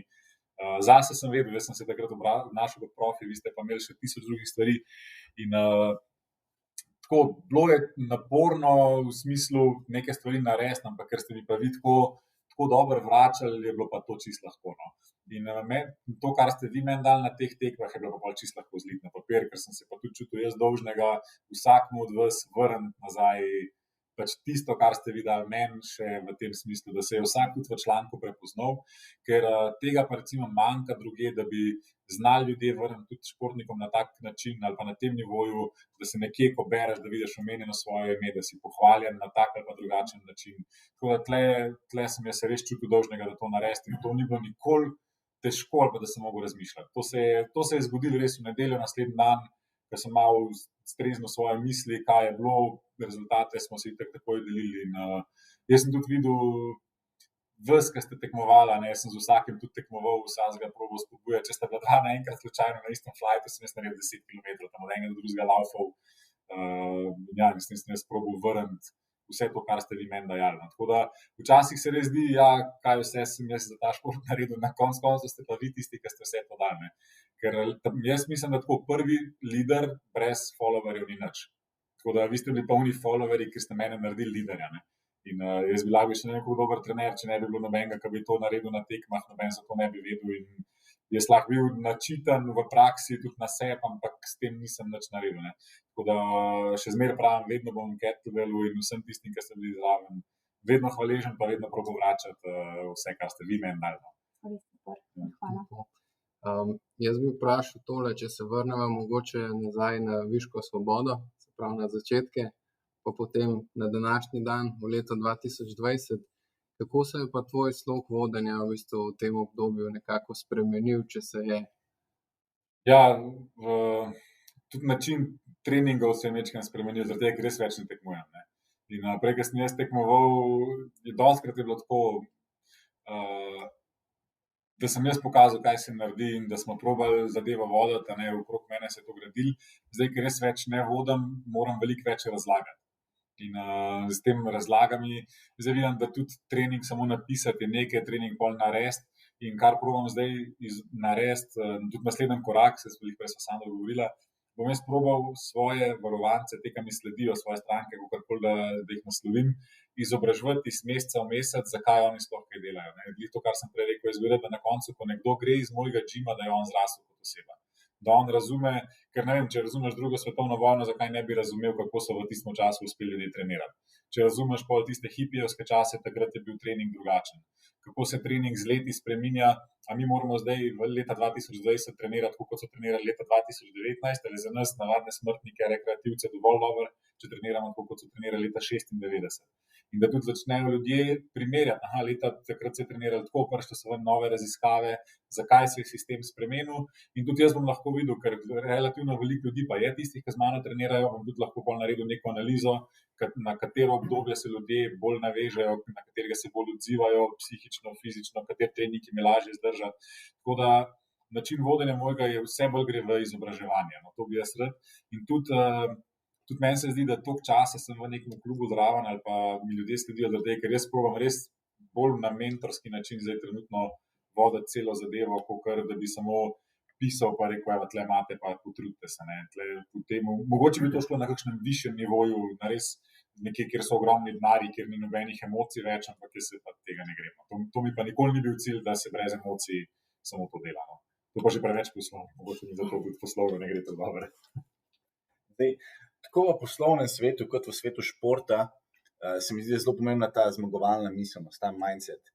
In zdaj, eno je, da si fizično pripravljen, eno pa, da si dejansko tudi psihološko, da imaš da si pripravljen na tudi ta aspekt. Tako da, kako si se ti tega lotil, ker si rekel, da si bil zelo fokusiran, da je bil zate v bistvu iti na tekmo kot neka nagrada oziroma kot trening, pa kako ti potem ekipe pripraviš. Eno je, da jih fizično pripraviš, drugo pa, da jim tudi ta mindset daš zmagovalni, da vejo, da so na tem nivoju, da lahko osvojijo prvenstva, zmagajo tekme. To je bilo zame, imam enega zelo nadobudnega rokometaša, zdaj je zelo perspektiven in lih to je bila debata, ne, kako vedeti, da je on pripravljen. Ne. In zdaj nek rokometaš bo mogel dobro odigrati 3-4 tekme, da bo vedel, da je pripravljen, nekdo bo mogel pa 100 kg dvigati iz prsi, pa bo mislil, da je dobro pripravljen. Oboje je isto. Če ti nekoga prepričaš, da je dobro pripravljen, da mu rečeš tako, lej, pa imaš najboljšo punco v džimu, pa hvala, da si dobro pripravljen. Ne, ampak to je res in če bo to tako delovalo, wow, jaz sem pa res dobro pripravljen. Nekomu moraš dati pa številko, da ti si pa 100 kg dvigneš, koliko si ti dobro pripravljen. Čeprav realno bi jih mogel 120 dvigati. Ampak reči, 100 kg je pač tisto, kar si dvignil. Jaz sem pa dobro pripravljen. Nekdo tretji bo rekel, lej, pa valjda imaš tle najboljši avto, veš, ali pa najboljši, to imaš in fizično pa psihično gre skupaj. Zaradi tega, ker nekdo, ki bo prišel na igrišče in se bo počutil močnega, bojo nasprotniki začutili to energijo. In tako sem jaz videl na svetovnem prvenstvu 2014, ko je moj trener bil v katastrofalno slabi formi, imel je ločitev, pa vse to, pa zgubil je bajto in nek Litvanec je bil od njega fizično noro pripravljen. Ne. In na ogrevanju je moj trener stopil do njega, ga v oči pogledal, tako malo bolj grdo, malo se stresel pred njim in bolj sem ga Litvanca še jaz premagal. Torej, on se je dobesedno usral. Res, in tle, kjer je šport, kjer gre pa res samo za fizično, ne? Ampak bilo je pa tisto, on je vedel, kaj mora narediti, da bo temu zbil samozavest. In tle mislim, da fizično-psihološko je dostkrat povezan, bolj, ko si izkušen, bolj pa tudi veš, kako se na ta način igrati z nasprotnikom. Jaz bom šla že spet v šolske vode, zato, ker je zdaj že september, a ne, in imamo otroke lepo v šolah in kmalu se bliža tudi študijski dan in študentje bodo šli tudi v študijske klopi oziroma v virtualne učilnice in omenil si, jaz imam pa tudi to vprašanje, ki sem si ga pripravila, zvezek. Zvezek je pri tebi, zvezek in pisalo dejansko po tvojem vodilu, tako kot te praviš in tudi kaže zgled, spremljata človeka celo življenje. Torej, tukaj imam še, sem prinesla tudi nekaj teh vtisov, tako da lahko tudi v našem uredniškem odboru se to vidi, to so samo skromni, teh je enih 6, ampak tukaj lahko videti, da dejansko tvoji treningi, tvoja šola ni samo trening, ampak je pravzaprav kot da bi hodili v čisto pravo šolo, ogromno, to je samo del izvleček, ne, tako da zakaj je res pomembno, omenil si že dvakrat tudi prej, ne, da greš na sprehod, da spremlja ta zvezek in pisalo, torej to je nekaj, kar nas spremlja celo življenje. In ta zapis treningov, refleksija, opis, to je vse tvoja šola, bom rekla, Sobočanova šola, te lepo, vedno smo kljukali, na koncu smo si zapisali, koliko je bilo, kakšni so bili testi, tudi danes, ko razvijaš elektronske aplikacije, svojo novo platformo v pripravi na COVID-19, torej v celoti si razvil tudi online učilnico z videoposnetki, dodajaš temu zvezku tudi video, ampak zvezek še vedno ostaja. Ja, ker se mi zdi, da ko neko stvar fizično napišemo, se naši možgani bolj zapomnejo. Jaz sem bil lansko leto, ali predlani, se ne vem več, pri Charlesu Poliquinu, on je bil, zdaj nažalost pokojni, ampak eden najboljših trenerjev na svetu, vsi ga tako označuje, vsaj najbolj načitanih, če ne najboljših, in je v svojih starejših letih res začel poudarjati na to, ne samo kako treniramo, ampak kako si tudi neke stvari probamo zapomniti, da to, kar snemajo ljudje, da sploh ne poslušajo, samo gledajo v telefon, a se dobro vidi na posnetku, tako da veliko bolj se stvari na svinčnik zapisati in on je nam prepovedal telefone in računalnike na njegovih seminarjih in to so seminarji 10 ur in pač 10 ur smo pisali in dejansko si več tako zapomniš. Potem vse te aplikacije, ki so online, meni se tako zdi, nekdo bo enkrat platformo zaprl in ostaneš brez informacij. Ne. Če imaš pa ti svoj zvezek, je pa to nekaj, kar ti ne morejo kar tako vzeti, ok, se lahko zgubiš zvezek, ampak pač na te stvari se pazi. Je res, da se pol te zvezke nekje nabirajo, da to ni, ampak ne, mene to niti ne moti. Sem pa tako zelo vesel, ko sem se odločil, da si bom zdaj osebnega trenerja spet vzel, ker jaz vedno treniram s trenerjem, no? Ker če hočem biti zgled, moram imeti trenerja.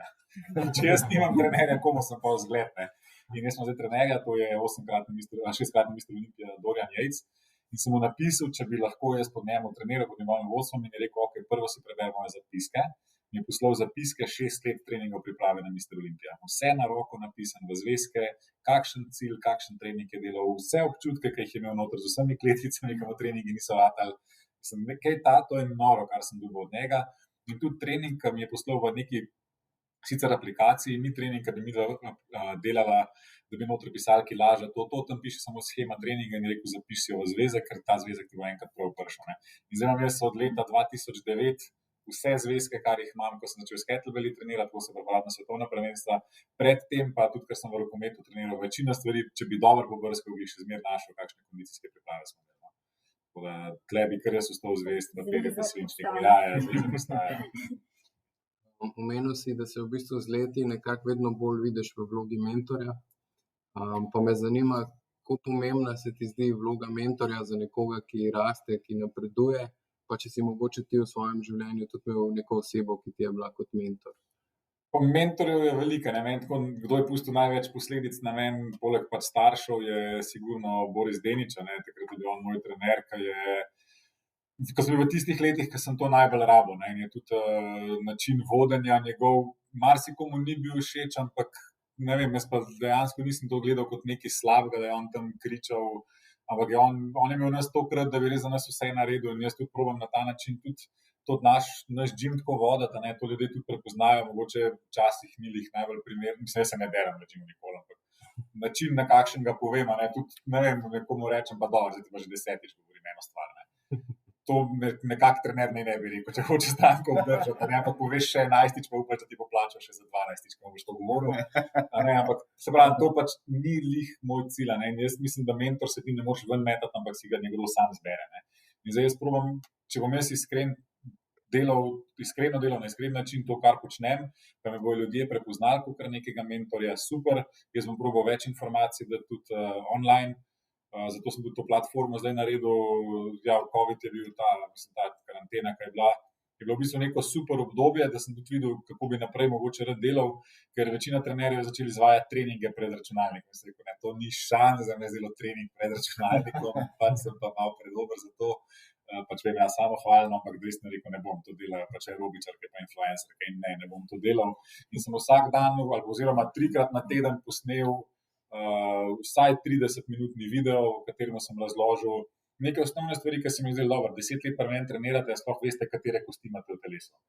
In pa sem rekel, bom pa posnel nek video o anatomiji, čisto osnovno, in feedback je bil nor, koliko jim je to všeč, da tega sploh niso vedeli, in pa sem rekel, sem tudi kreten, Jaz tega svojim strankam sploh ne povem in pričakujem, da bojo vedeli. Sem rekel, super, zdaj bomo ta 2 meseca in iz tedna v teden sem snemal video, kako sestaviti jedilnik, in ljudje rečejo, jaz sem vrgel cukor ven iz svojega jedilnika, ampak pašto, pico pa kruh pa jem. Kakšen cukor si malo ven vrgel, kaj je direkt iz kave ali to, To sem rekel, bomo probali še jedilnik sestaviti, pa kako trening sestaviti, in ko se je karantena vlekla, bolj sem mogel iti v neke malenkosti. Probal sem jih pa razložiti tako, da so bile jasne nekemu povprečnemu človeku, ne nekomu, ki je študiral na DIF-u, ne nekomu, ki razume človeško telo, ampak sem probal res predstaviti iz vidika in zato sem tudi svoje otroke kar vključil noter v trening, da so se ljudje tudi sprostili, da so videli, da sta pač izvajala vaje, sem rekel, da to tako naredite, tako da bi tudi večkrat interakcije. Pa so kar pritoževali, ki sta ta mala dva danes, ker to video pač samo teoretični, tako hočemo videti, sta mala, da ste se tudi pritožila. To se mi jih moglo v video vključevati, se jih ne.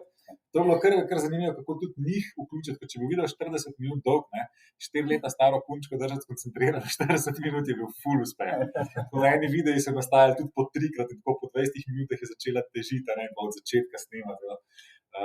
Ampak sem videl, da to je pa res tisto, kar bi pa rad, in sem videl, koliko dobro ljudje razumejo. In tudi zdaj, ko pride v telovadnico, včasih so res sprašvali za moje pojme neumnosti, ampak sem videl, da pač njim res ni bilo jasno. In zdaj vidim, da mi ni bilo jasno, ker jaz nikoli nisem na ta način razložil, kolikor sem imel tam časa. Zdaj vem, da če bi nekdo prišel k meni, pa bi na trening in bi mu jaz 45 minut razlagal, bi lahko izgubil nekoga. In sem rekel, da bom zdaj probal na ta način voditi, da bom skozi neko, jaz pravim temu etape, 4 do 6 tedenski plani treningov, tudi napisal opis oziroma mogoče posnel video, bom videl, kaj mi bo lažje, zakaj se ta trening dela, kdaj so ga delali, v katerem obdobju, kdo ga je izumil, kakšni so bili rezultati. In tisti, ki bojo meni sledili, si bojo oni mene izbrali za mentorja. Ne bom jaz rekel, jaz bi bil pa mentor. Ne gre tako. Vedno piš, kaj pa potem ti šteješ pri sebi kot recimo nek največji uspeh, oziroma ta, recimo, Američani pravijo temu, da aha moment, ki si se pa zavedel, to je pa to, kar jaz hočem početi. Pa pol še kontra, pa kaj bo en tak velik izziv v tvojem življenju, ki si ga prebrodil? Ja, zdaj na poslovnem je to, da sem hotel biti trener. Ne vem, že od nekdaj sem jaz vedel, da bi rad bil trener. No. Ker sem se vpisal v športno gimnazijo, ni bilo to zato, ker ne bi bil kam drugam sprejet. Jaz sem imel dovolj pik tudi za Bežigrad pa Poljane takrat, ampak jaz sem vedel, da hočem v športu delovati in hočem biti kot trener. Zdaj pa v kakšni smeri bo ta trener, jaz takrat nisem vedel, da sem 15 let, takrat pojma nimaš v lifeu. No. Ampak vedel sem to pa pač nekaj v tej smeri bilo in na začetku smo začeli v moji garaži, tle v Novih Jaršah, pa smo imeli, ker so starši naredili bajto, smo imeli v bajti, potem smo šli z enimi kolegi, ki sem prej omenil, smo odprli velik fitness center v Šiški, pa sem tam videl, da še ni to čisto, da nisem mogoče tudi še zrel, da hočem še sam delati, mogoče je bila tisto kar velika prelomnica, da sem šel nazaj na svoje. Tak prvi aha moment je bil ta kettlebell, da sem točno vedel, da tle hočem postati master of sports in sem rekel, toliko časa bom to vlekel. In potem, ko sem postal master of sports, sem videl, da je še nek naziv, ki ga lahko dosežem. To je bilo tisto, kar sem res hotel, ker sem vedel, da to hočem početi. No. Zdaj pa prebrodati vse skupaj, pa bila ta selitev džima, to je bilo kar težko, finančno je bil velik izziv, zaradi tega, ker moja žena je bila profesionalna rokometašica in glih takrat, ko so džim odprla, si je strgala še zadnjič križne vezi. To je bilo njene kariere konc, ko smo si rekli, prve 2 leta bo tvoje plače živela in je bila pogodba prekinjena. Ne. In tam se je pol smo pač rekli, da bo pa od tega probala in je šlo. Ne. Jaz sem zelo veliko tega delal.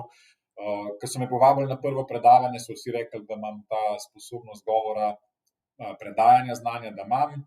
Če bi to bolj pogosto počel, jaz sem bil počaščen in to pač res bi počel. No. Tako da jaz vidim, nekatere stvari mi bolj grejo, nekatere slabše, nekaj mi pač ne grejo, se jih res probam losati. No. Res nočem pa delati stvari, ki mi ne grejo. No. Eni pravijo temu le nogo, jaz pa pravim temu sam, da pač fokus, pač jaz zelo rad veliko delam stvari, ki so mi všeč, tiste, ki mi niso, upam, da bodo narediti.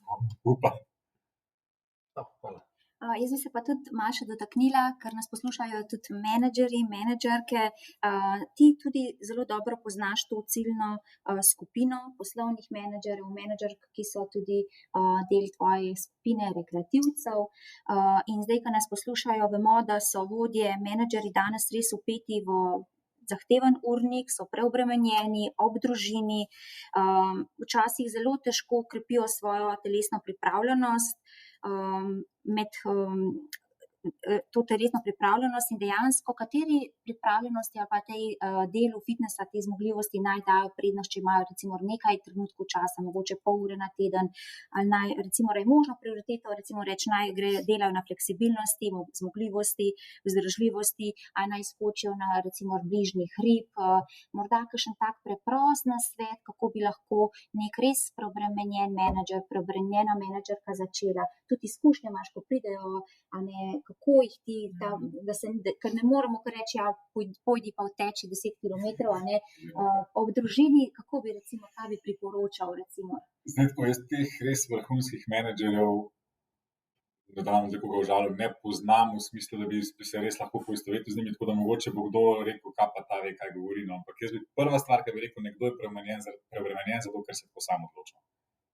In če je preobremenjen in ga to mori, jaz rekel, nekaj drugega deli v life. No, čisto, ne vem, če je to možno ali ne, ampak te ljudje so se sami odločili, da bodo tako živeli, ker ponavadi tak človek pride k meni v gym, pa mu rečeš, pejt laufati in si kup uro, ki mu bo diktirala tempo. Se pravi, on se sam odloči, da si diktira tempo in bo prišel čez 3 tedne skurjen zaradi te ure in se odloči, ne, zdaj grem pa plavati in ga vidiš, da je prišel s plavalnimi očali, ki mu meri število zaveslajev. In ga pol še tista rekreacija, ki bi mogla biti rekreacija, on jeme polprofesionalno, primerja se z ostalimi, vse aplikacije se potegne zaradi tega, ker to so taki vodilni ljudje, toliko dopaminari, da oni pač hočejo tekmovati. In tudi takrat, ko se gre sprostiti, se hoče najhitreje sprostiti. In tle bi rekel, da pač tak človek se je odločil, da bo tako živel. Zdaj tisto primerjavo sem si sposodil iz enega članka, tole ura pa to, zdaj ne vem čisto, kako ga je napisal, se bom spomnil. Ampak točno to se dogaja, ne, pa si kupijo kolo za 7.000 evrov, pa najboljšo opremo, pa Garmin, pa to, in se grejo sprostiti in pol tako je treba to vnesti, pa dati vse te, in pol to sproščanje. Zdaj, mogoče pa jaz ne razumem, njega to dejansko sprošča, ko je spet nekoga premagal na rekreativni poti, ne vem, od Interspara do Mercatorja, no, ne vem, tako, ne. Trening sam po sebi mora biti, po treningu se moraš bolj počutiti kot pred treningom. To jaz vedno rečem. Če ti priješ na trening in pol greš iz treninga, da se slabo počutiš, pol pač to ni bilo v redu. Trening sicer je nek stres, pozitiven stres za telo. Prvo je pozitiven stres, ker mi ne moramo narediti stres, da se potem začne telo regenerirati, tako kot se dogaja potem adaptacija na vzdržljivost, na večjo gibljivost, na večjo mišično moč. Isto se pol dogaja v obratni smeri, če je trening negativen, da je bil prevelik stres za nas, se bo vse kontra temu dogajalo. Prav, namesto da bi mišica rasla, bo mišica se še manjšala, ker je še zmeraj pod stresom, kortizol še zmeraj ni padel. Namesto da se bomo bolj raztegnili, se bo telo še bolj zakrčilo, ker mi bolj, ko ga bomo raztegovali, telo nam bo vračalo in se bo še bolj zategvalo. Mi več, ko bomo laufali in če ne bomo dali ustreznega počitka temu, bomo porabili vse te zaloge, ki jih imamo in bomo še slabši. Tako da treba je pač se zavedati, kakršnokoli obliko treninga nekdo gre, nekdo bolj strukturirano, ker mu to bolj paše, nekdo bolj intenzivno, vedno po treningu se ti moraš bolj počutiti, ampak ne samo po enem treningu, ker si dobil full lajkov na Facebooku, ker si objavil ne vem kaj, ampak tako generalno po nekem obdobju 6, 7, 8 tednov vidiš, ok, moje počutje se je izboljšalo, bolj funkcioniram doma, bolj funkcioniram v službi, se pravi, to je tisto pravo. Če pa vidimo, da smo še bolj živčni zaradi tega, ker moramo iti na trening, pa si doma zapostavljaš še tisto časa, kar si imel za domača pravila, potem je pa rekel, ne, pa ne trenirati, potem pa probi nekako drug, ali pa zjutraj, da ta trening, ne vem, to bi bil pač moj nasvet, pa ne vem, koliko so pa dejansko te top menedžeri tudi tako obremenjeni, da ne bo kdo rekel, jaz pa ob 4 vstanem, pa do 10 zvečer delam. Takno pa nisem po mojem pravi, da mu svetujem, razen da menja službo. To ne vem, če je kdo nasvet. Tako nekaj te človek posluša, imam občutek, da si skozi nekako v neki polni pripravljenosti na 100%, pa me vsem zanima, kaj pa rad počneš za svoj stres management, takrat, ko imaš mogoče čas zase. Hladne čase grem res rad spat. To mi je res da mi rata. Ampak moj stres management je moj trening. Res to je moj trening in kakorkoli zgleda, da se jaz tam matram, se matram, ampak se pol res dobro počutim. In to mi res paše, da pač delam v fitnessu, da se pol samo preoblečem, naredim svoj trening. To, kar se tiče tega fizičnega sproščanja, drugače pa res probam takrat, kadar sem s tamalimi dvema, se zdaj sta tako relativno naporna, ampak če bi si jaz to jemal kot napor, stara sta 5 pa 7 let, bi bilo to grozno. Jaz si pa to jemljem kot nek izziv, da vidim, kako sploh komunicirati s tamalimi. Probam se čim bolj sprostiti, probam jaz njiju poslušati, to mi je ful pomembno. Ker zdaj se doskrat zgodi, da mi ščerkica greva spat, mi reče, ti danes bi ti pa še 2 nasveta dala, včeraj mi je 2 nasveta. Rekel, ok, hvala. Tako da, ne vem, to tako probam, ali kakšen športni dogodek pogledati.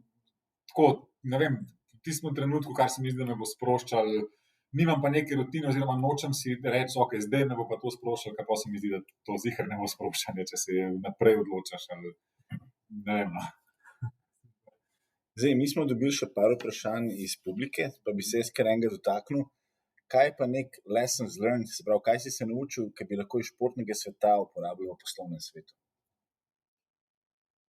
To je ta že kar zlajnen kvot, včasih zmagaš, včasih se pa naučiš. To jaz vedno tako rekel, ker če skozi zmaguješ, pa tudi ne veš, kako je izgubiti in da se znaš pobrati ali ne.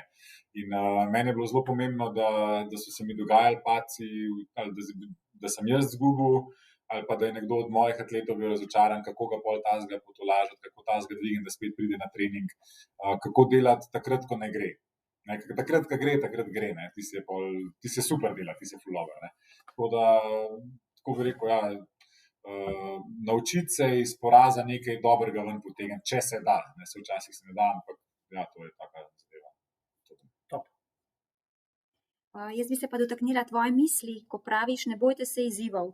Največ se naučimo iz porazov, iz situacij, ki jih v prvo nismo premagali. Zapomnite si, na koncu je vse dobro, če še ni dobro, pomeni, da še ni konec.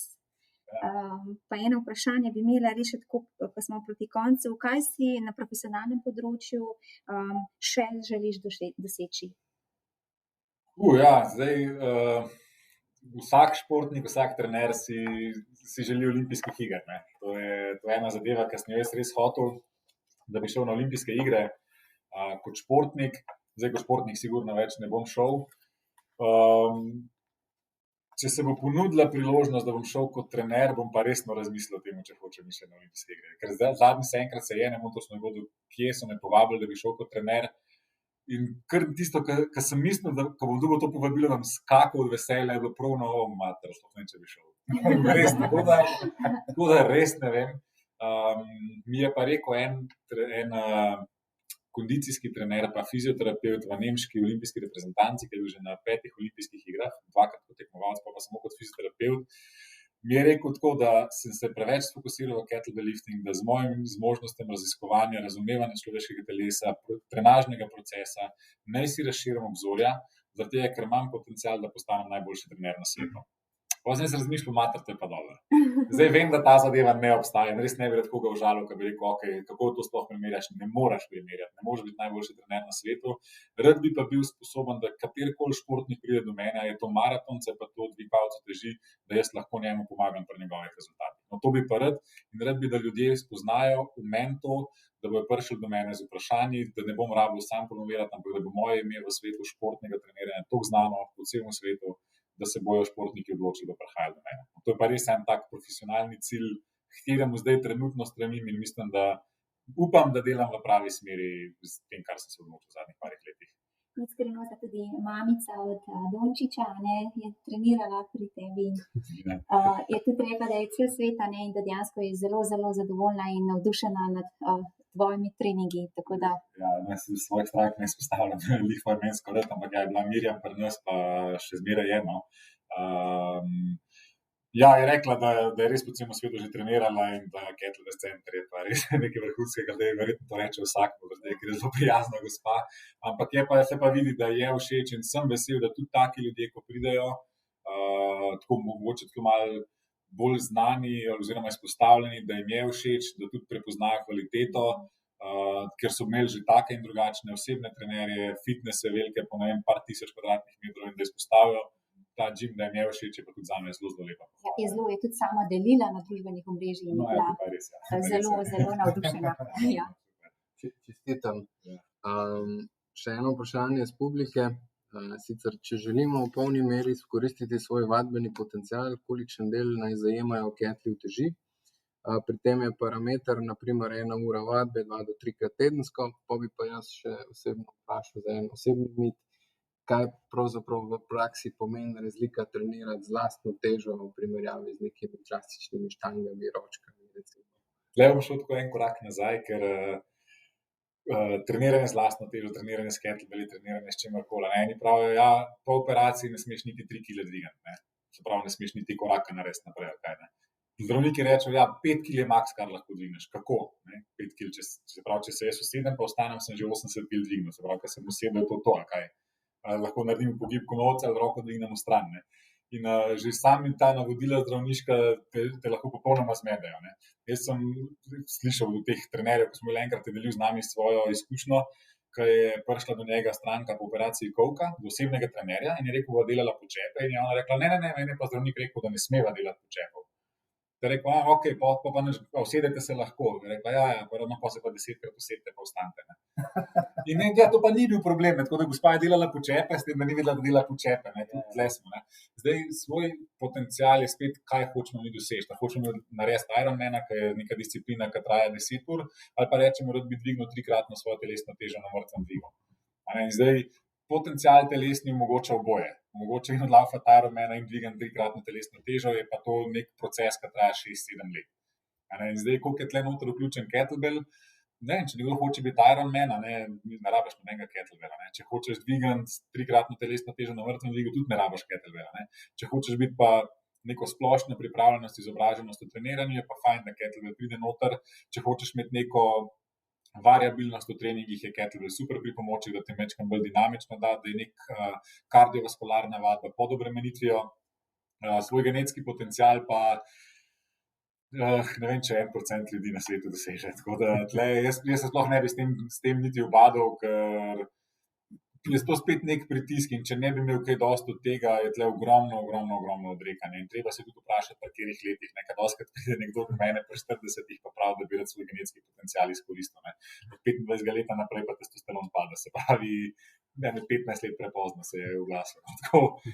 Ampak jaz bi kettlebelle vsem rekreativcem, ki hodijo na treninge, bi jih vključil, bi predstavil in ne samo kot pripomoček za dviganje, ampak bi tudi predstavil kettlebell šport. Ker to je šport z utežmi, tako kot je dvigovanje uteži, tako kot je powerlifting, tako kot je tudi konec koncev bodybuilding, vse te stvari, nekdo, ki hodi v fitness, zakaj pa tega ne bi vedel. In več, ko bo stvari vedel, več, ko bo tega probal, manj bo prišel do poškodb, manjše obrabe sklepov, manjša nasičenost nekega enega in istega trenažnega procesa. In mislim, da to je veliko bolj zdrav način treniranja in spoznavanja svojega telesa, kot z nekim striktnim fokusom, ker realno brez profesionalne, tudi strokovne ekipe zadaj lahko vodi samo poškodbo. Super. Še malo dotaknem, zdaj, ker počasi zaključujemo naš podcast. Tvojega osebnega življenja, kaj je recimo tvoj najljubši citat oziroma quote, pa kaj je tvoja najljubša serija, pa da te malo spoznamo. To je ta quote, if you fail to plan to fail. Se pravi, če se nisi pripravil, kar planiri, da ti ne bo rado. To je sploh šlo, to sem jaz dostikrat rekel svojim tem, če nisi treniral, da nisi naredil procesa, da nisi prehodil poti brez veze, da se sploh nekaj sekiraš, pojdi na tekmo in naredi nekaj, da boš v tem užival. In naj bo pač to tvoj plan, ne imeti nekih visokih ciljev, če res nisi naredil procesa, ker ne more nekdo, ki na treningu ni naredil, pol na tekmi pa kar narediti. Pač tega ni, take zgodbe lahko slišimo v pravljicah, ampak tisti, ki pravijo, kar, dostikrat reče, 10 let je treniral, pa kar naenkrat svetovni prvak. Ne, ni bilo kar naenkrat. 10 let je bilo podlage in mogoče bil to ta trenutek spočit, nasprotnik ni bil, ampak sigurno za vsakim svetovnim prvakom so leta in leta odrekanja, kreganja, vzponov, padcev, frustracij, jokanja, solza, kri, znoja, tako da se pravi, če si naredil plan, imaš možnost, da ti uspe, ni pa nujno, da ti bo. Kaj pa je najljubša serija, s čim se recimo sproščaš, kaj gledaš? Serija, to sem kaj serija. Jaz tako bi rekel, televizijo zelo malo gledam.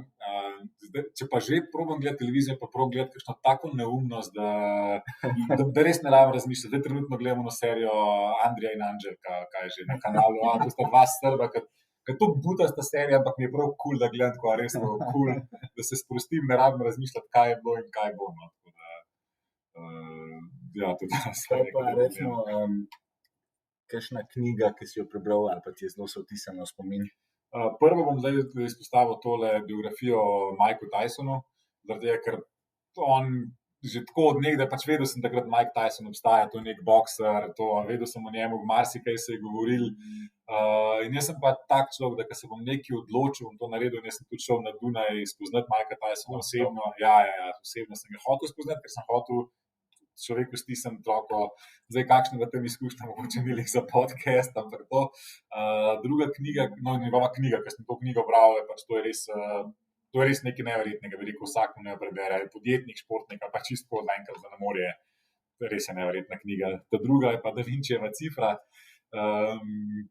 Je pa tako en kolega, soigralec, ki smo rokomet na Slovanu igrali, smo rekli, večina jih je igrice igrala, mi smo rekli, da bomo to knjigo prebrali, rekel, da je probi Da Vinčijeva cifra, mi smo skupaj dejansko zamujali na treninge, ker nismo oba knjige odložili.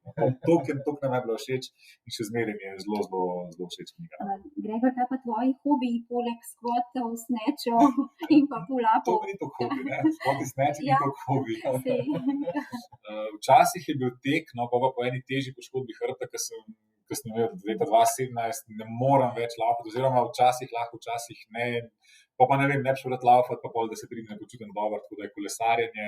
Prekolesaril sem ogromno in na kolesu se pa res se mi včasih zgodi, da kar tako sploh ne vem, kje sem in pol za domov, da se vrnem, moram prav razmišljati, ker se odpeljem in se odpeljem tudi v glavi nekam in to je pa res neka najboljša sprostitev, kar jih obstaja. Kaj pa najljubša hrana?